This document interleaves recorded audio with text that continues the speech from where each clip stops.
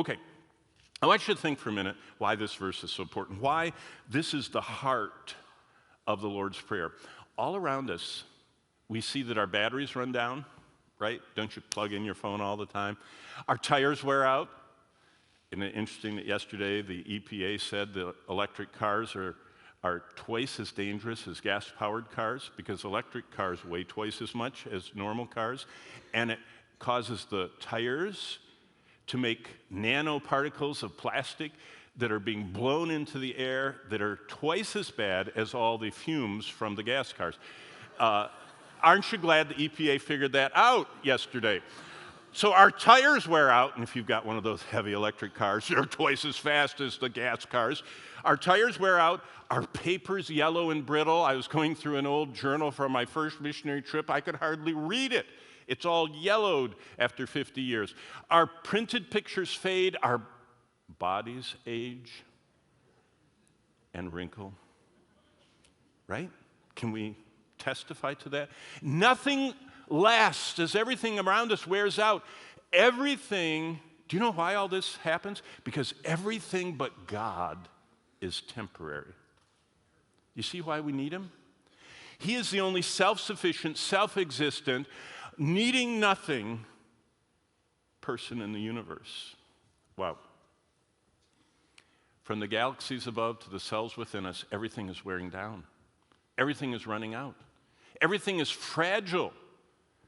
And especially when we're faced with the eternal dimensions, or to us, the eternal dimensions of the universe, since only what is connected to God can last forever. Jesus said the best way to live is by inviting God to daily supply us.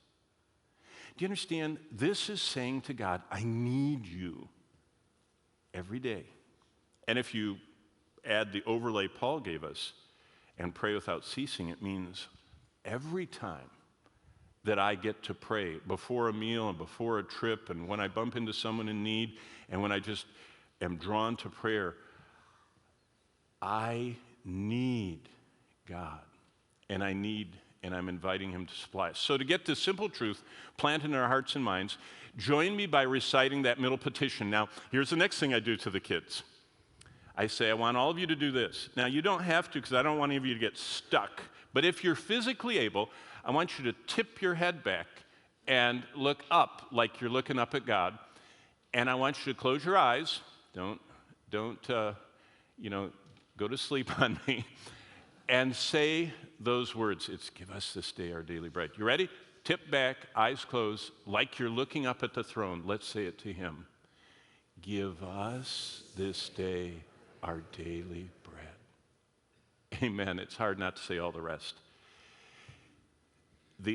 Only what's connected to God lasts forever, and by that request that you just said, every one of you that said it, just ask God to be connected to your day and to supply what Paul calls the grace to help, because we are weak, and as the writer of Hebrews says, we are connected to the throne of grace and mercy, and we can find the grace to help in time of need. The heart of this prayer Jesus gave to his disciples, give us this day our daily bread. It's the most unsettling part. It was unsettling because Bible scholars thought that this was a mistake. I mean, I'm talking about Jerome. Jerome was in the 4th century. He thought this was a mistake. Jerome was a scholar, and he couldn't find that word anywhere in the Greek world, the Greco-Roman world.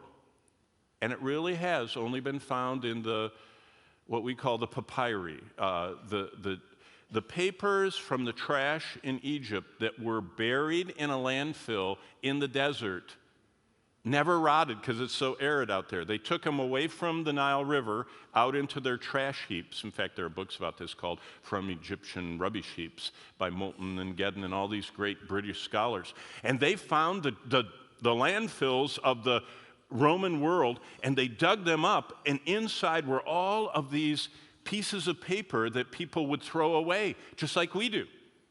Only they were frozen in time by the desert.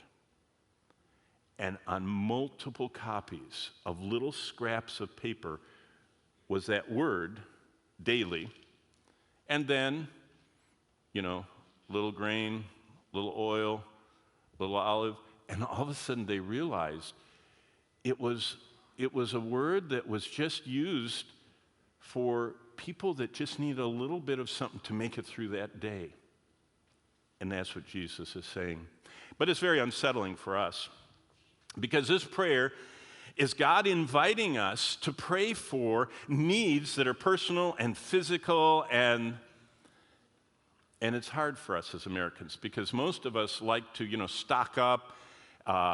Most people don't want to retire till they have enough money to live at the same level they lived their whole professional life, and so they never stop working because they never quite have it. When Bonnie and I were ministering down in one church, I remember this young, zealous, soul-winning guy that was in industry in that city came up to me and said, "I want to go into ministry." I said, "Oh, wonderful. We have a group of men, and I'm teaching theology, and we'll see how you can get plugged in the church, and then we'll send you off somewhere." But he said, "Well, no, I can't yet."